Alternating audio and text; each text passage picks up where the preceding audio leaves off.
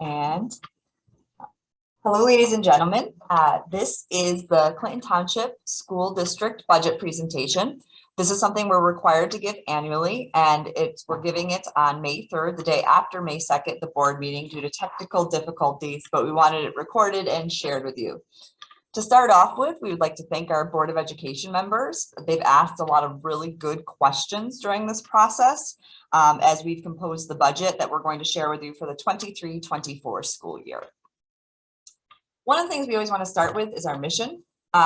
In partnership with the community, we achieve excellence for each child by ensuring a meaningful and challenging educational experience in a supportive environment, developing lifelong learners who are responsible and productive citizens. So as we talk about the budget, that is something we keep in mind when crafting what we need to spend and where we need to spend it. In this presentation, we'll go through some definitions, a little bit of the baseline financial information, the budget calendar, our district goals, and then we'll go into the details of the budget itself. Now, what is a budget? This is not to to be cute or anything like that. A budget for a school is sometimes a little bit different than a budget at home.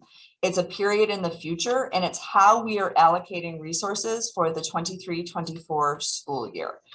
It's our financial plan to deliver and maintain the district's facilities, mandated, non-mandated programs, and to make sure the students we serve get everything they need.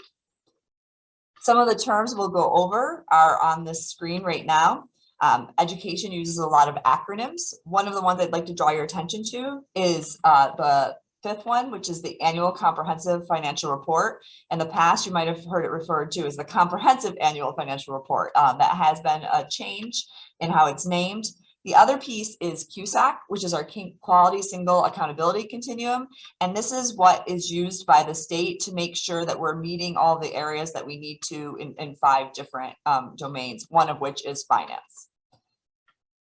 One of the things to remember is that almost 80% of our budget goes to personnel and benefits. And Mr. Kramer is going to talk a little bit more about benefits because it's more than what you just think when you hear the word benefits. One thing we do really well is our custodial service. We provide them at a cost less than is required, but we still maintain excellent facilities and have the highest standard for cleaning. And we do not have excessive administrative or non-instructional costs that have been identified. That is something that the state looks at when they look at our budget, and we are under the average. Our overview, we have had a decline in enrollment. It's gone up slightly in the past couple of months, but compared to past years, we're only at 1,196 students as of March 31st. We have a 95% attendance rate, which with COVID is excellent because we're encouraging more students to stay home when they're not feeling well, as we always have in the past, but there's more of a focus and emphasis. We have a low free and reduced price lunch rate, but that might be not totally representative of this year because there has not been a requirement for people to apply for it this year. Because of COVID, it's something that's been applied to all students, so we should see that number go up in the future. Our classification rates for special ed is around the state average, and that's the number of employees we have overall in the district, so 257 employees. The calendar, I'm drawing our attention to this a little bit because a lot of times we first come to you and we talk about our budget. That is not our annual budget presentation. That is our budget presentation to the public before we submit our budget to the state. Once it's approved by the county office, this is our formal budget presentation. We have 4 goals. These were developed prior to my arrival, but they're strong goals. And while they might get fine-tuned, it'll stay in this area. One is social and emotional learning. Students with the pandemic, we need to focus on how they interact. And that goes into our mission statement of, supporting citizens. Of course, academic, that's what we do, and making sure that our kids are achieving at the highest level and we're supporting those kids who might need extra support in some areas. Technology, some people might think it's funny that we're talking about technology right now because we've been, one-to-one in all of the things with online learning during COVID. But what we're looking at is making sure we are using technology effectively and to make sure it's enhancing the learning process. And of course, we want to keep a safe and secure learning environment. One thing I will have to give Clinton Township total, props for is that this is a very safe school district. They have the vestibules in all of the buildings. The windows are numbered. So there's a lot of good safety and security things that are present in this district. You know, these are all of our priorities, and these are the things that we choose to spend money on and we have to spend money on. You know, there's compliance for special education. We have a lot of mandated professional learning that we do through something called Vector. We also have professional learning that the teachers request based on programs or trends in student learning. You know, CUSAC, as we mentioned before, and then we are trying to use data to make decisions, because if you make a decision without data, it's really just an opinion. Some of our specifics is we're maintaining our class size per policy. Those are the class sizes listed there. Of course, if we can have smaller class sizes, we always try to do that, but we will not go over that. There's been a lot of curriculum development, which we'll go into a little bit deeper. Talking more about tier 1 interventions. Those are interventions that happen within the classroom. And looking at our model of observation and the mandated professional learning and our special education supports. So one thing that this budget does is it maintains all staffing. There is not an elimination of any positions. We're maintaining all current programs. We are adding additional staffing. As you know, with COVID, there's been an increase in contact tracing and just reports with the Department of Health. So we're having a head nurse stipend. Extracurricular activities, as those are coming back, there's a lot to manage to make sure kids are getting access to all sorts of enrichment activities outside of the school day. And a super of special education, we have had to contract out for both observations and support. So this is a new supervisor position that will go between special education and curriculum. And also looking at the way we assess our students. This year, the NJDOE, or actually over the past 2 years, has given us 5 areas where we need to update our standards. Our curriculum department has been working on that. You can see them listed there. And then the last one is called Career and Technology Skills for Life. So it's just basically how technology is integrated into all the subject areas. We are changing our kindergarten screening under Dr. Roberto. They adopted the Dial 5.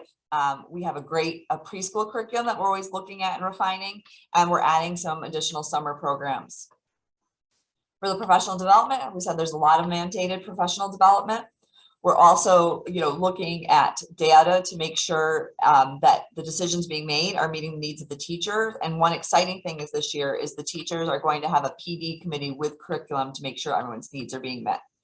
We have the SKIP, which is the school improvement panel. And one of the things they've really focused on is supporting our new teachers with new teacher onboarding. Our academics, we are looking at the supports we provide to our students in special services. And our social emotional learning, we use Hibster to track harassment, intimidation, bullying, and Lifeline is something that we partnered with North Hunterdon and Voorhees on. We're talking about using a makerspace or a design lab, looking at our middle school, there's budgeting for that. And looking at field experiences, we do have an offsite learning facility that's being developed, and so taking the classroom outside of the 4 walls. Some of our security upgrades have been, we've upgraded all the security cameras, made it safer.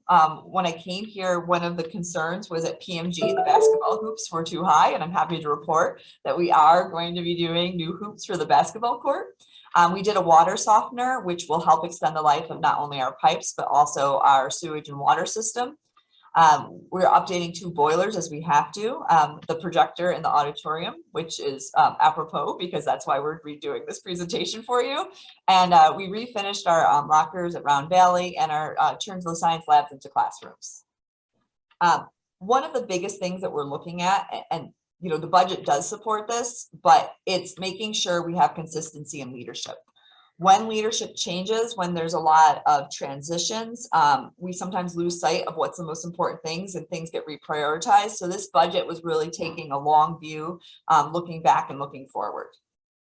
So now I'm going to pass it over to Mr. Kramer, who is our BA extraordinaire. He helped develop the budget and he's going to go into more specifics for you. Thank you, Mr. Kramer. No trouble. You want to get to the next slide?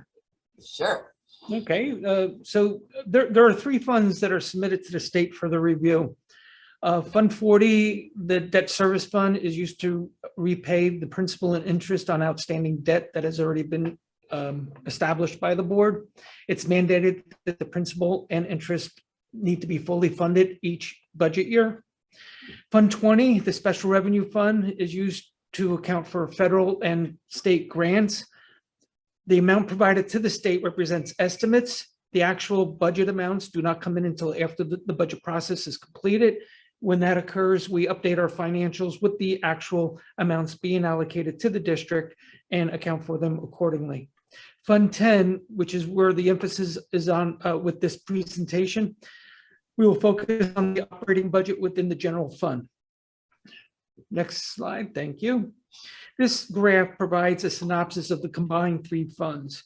I'd like to make a note that the revenue tuition has decreased significantly due to the district no longer servicing the Lebanon School District's 7th and 8th grade students.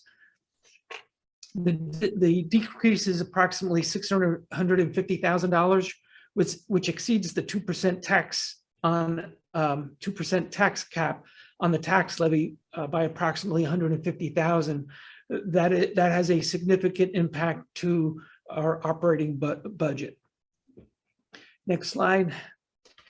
This graph provides a pie chart that identifies the portions of revenue sources. As you can see, the local tax levy is approximately 86% of the overall budget. The state is approximately 10% of the budget, and we are utilizing approximately 3.82% of fund balance and reserves to help support this 2022-2023 budget. And the miscellaneous, which is where you would have seen the Lebanon tuition, significantly small, less than 1%. Next slide, please. This slide and the next slide will provide a pie chart as to how the expenditures are broken out by function and by type, which is referred to as the object. As you can see, the instructional program and the employee benefits represent over 60% of the budget. Benefits do include, besides the health benefits, unemployment, workers' compensation, district share of the FICA, tuition reimbursement, pension contributions, sick leave buyouts with employees that are retiring. So it's just not health benefits going to the employees. Special support services for students is almost 10%. This includes student attendance services, nursing services, OT, PT, and other related services, guidance services, excuse me, child study team services, library media services. Transportation services is just under 6%. The maintenance, operation and maintenance services is just under 10%.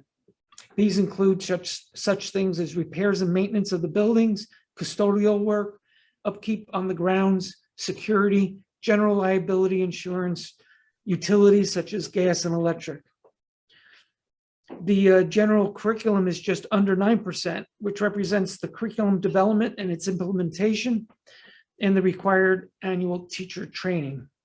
General support services is just over 4% and includes the services from the principal's office, superintendent's offices, board-related matters such as professional costs, such as legal, auditor, architects, the accounting functions, the human resource functions, the payroll functions, and district-wide technology services. And capital outlay represents less than 1% of the budget. It includes a state mandate payment of approximately $90,000 each year relating to the state's School Development Authority, which helps offset the annual cost of running the School Development Authority from the state. There is a need to replace a rooftop unit at RVS, which is also included in this capital outlay.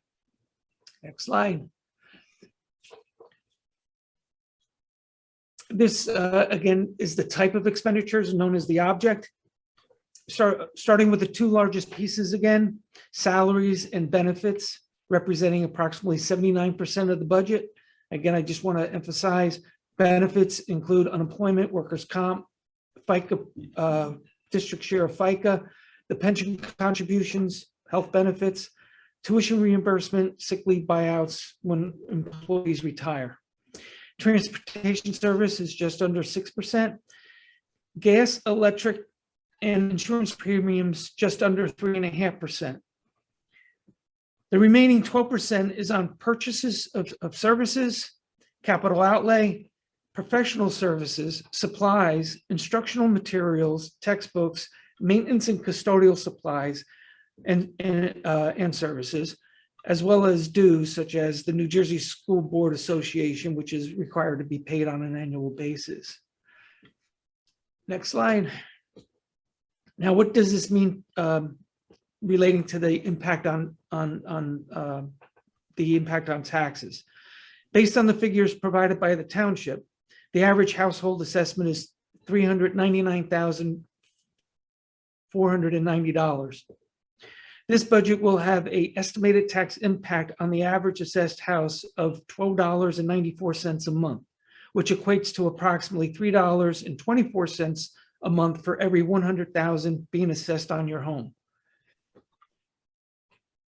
And that is my portion of the presentation. Thank you. So, Mr. Kramer, I want to thank you for your work on this budget. He has done an exceptional job of cleaning up accounting codes and making sure it's easy to track expenditures. And, you know, there are some difficulties ahead financially, so we need to look at ways to increase revenue. But he's done an excellent job repurposing debt and keeping the school functioning at top level without raising rates too much. So thank you for that, Mr. Kramer. Welcome. All right. This is going to be posted on our website. You can also listen to the board agenda where we went over the presentation again, but this allows you to put the words with the slides. So thank you very much. And we appreciate your time.